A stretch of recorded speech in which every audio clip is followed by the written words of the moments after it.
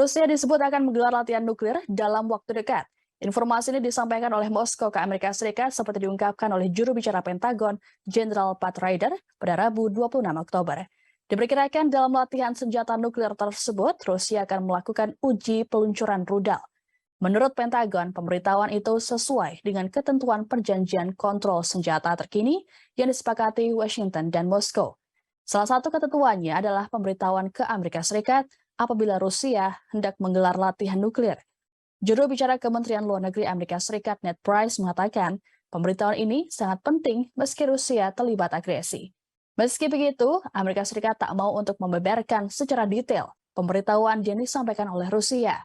Latihan itu sendiri dianggap telah menghadirkan tantangan potensial bagi Amerika Serikat dan sekutunya, karena Presiden Rusia Vladimir Putin telah secara terbuka mengancam akan menggunakan senjata nuklir untuk membela Rusia dalam invasinya ke Ukraina.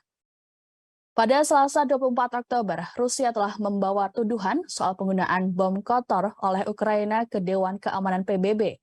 Tuduhan oleh Rusia ini pun telah dibantah keras baik oleh Ukraina ataupun Barat dan sekutunya.